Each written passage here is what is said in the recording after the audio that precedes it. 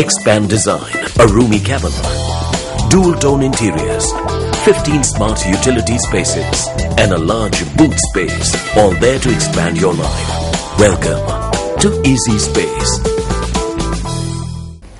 முஸ்லிம் மக்களின் பிரச்சினைகளை பாராளுமன்றத்தில் பேசுவதற்கு முஸ்லிம் அமைச்சர்கள் தயக்கம் காட்டுவது ஏன் என பாராளுமன்றத்தில் பிரஜைகள் முன்னணியின் செயலாளர் நாயகமும் பாராளுமன்ற உறுப்பினருமான ஜே ஸ்ரீரங்கா கேள்வி எழுப்பினார்.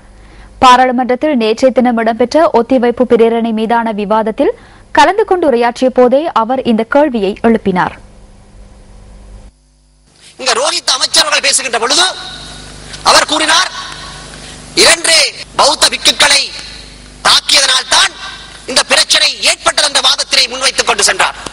ரவுஃப் ஹக்கீம் அவர்கள் அமைச்சர் அவர்களும் ரிஷாட் பதின் அமைச்சர் அவர்களும் சோசியல் மீடியாவிலே பேஸ்புக்கிலும் இணையதளங்களிலுமே சிங்கள இனவாதம் முஸ்லிம்களை தாக்கியது என்ற பேச்சுவார்த்தையை நடத்தி கொண்டிருக்கிறார்கள்.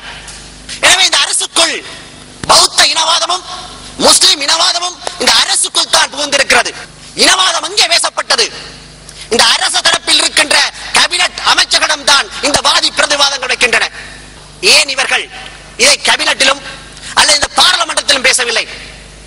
தமிழ் இணையங்களுக்கும் தமிழ் பேஸ்புக்களுக்கும் ஒரு அறிக்கையும் பாராளுமன்றம் மற்ற விவாதம் நடத்த வேண்டிய இடங்களில் மௌனிகளாக இருப்பதும் ஏன்? போலீஸ் தானாக இயங்குவதற்கு இந்த நாட்டிலே ஒரு போலீஸ் கமிஷன் இருக்கிறதா? அரசியல்வாதிகள் சொல்வதை செய்கின்றவர்களாகத்தான் இன்று போலீஸ்காரர்கள் இருக்கிறார்கள். துரதிர்ஷ்டவசமாக இன்று இந்த பழி சொல்லும் போலீசாரிடம் சென்றிருக்கிறது. ஆனால் போலீசாரை இன்றைக்கு டிஃபெண்ட் பண்ண இயலாத நிலைமையில் இருக்கிறார்கள். இந்த நாட்டின் சட்டத்தின் அமைச்சர் அவர்களே கூறுகிறார், இந்த நாட்டிலே சட்டம் இல்லை என்று, நான் வெட்கப்படுகிறேன் என்று கூறுகிறார்.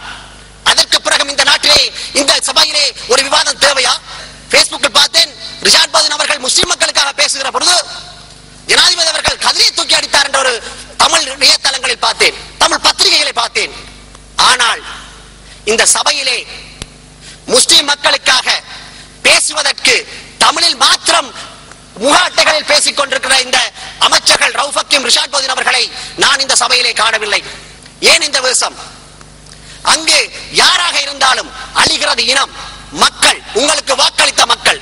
இதற்குள்ளும் உங்கள் அரசியலையும் உங்கள் வாக்குகளையும் சேகரிக்கும் வகையிலே நீங்கள் பேசிக் கொண்டிருக்கின்றீர்கள். இந்த பிரச்சனைக்கு முற்றுப்புள்ளி வைக்க வேண்டும் என்பதற்காக நீங்கள் பேசுவதை பார்க்கின்ற பொழுது இந்த நாட்டினுள் இனவாதத்தை தூண்டி இனவாதத்தினூடாக இந்த ஆட்சியை நடத்துவதற்கு முற்படுவது யார்? நிச்சயமாக அமைச்சர்கள்.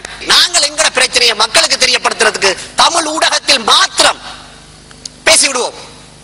பேசினால் நாங்கள் முஸ்லிம் மக்களுக்காக பேசியிருக்கிறோம் என்று மக்கள் சந்தோஷப்பட்டு எங்களை மீண்டும் பாராளுமன்ற கதிரைகளை சூடுவாக்கி அனுப்பி விடுவார்கள். நாங்கள் மீண்டும் அமைச்சராகி விடலாம். எனவே தமிழ் ஊடகத்துக்கு ஒரு கருத்தை, சிங்கள ஊடகத்துக்கு ஒரு கருத்தையும் கொடுத்துவதை நிறுத்துங்கள். அரசு பொறுப்பு இந்த நடவடிக்கை கண்டு கூறியது ரிஷாட் பதின் அவர்களும் அமைச்சர் ரவுஃப் ஹக்கீம் அவர்களுமே. எனவே அமைச்சர்கள் தான் உங்கள் முன் கை நீட்டுகிறார்கள். இதற்கு விடை கொடுக்க வேண்டியது அரசின் கடமை. எதிர்க்கட்சிகள் இன்றும் பொறுப்புடனும் பொறுப்புணர்வுடனும் தான் செயல்பட்டுக் கொண்டிருக்கின்றன. ஆனால் சுயநல அரசியலுக்காக அமைச்சர்கள் தான் இன்று கைவிரலை நீட்டி உங்களுக்குள் முண்டி போட்டிக் கொண்டிருக்கிறீர்கள்.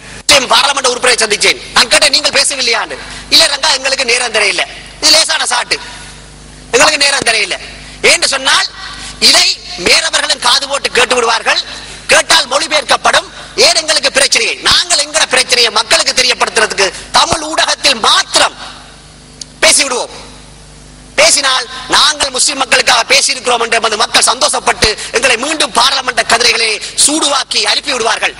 நாங்கள் மீண்டும் அமைச்சராகி விடலாம்.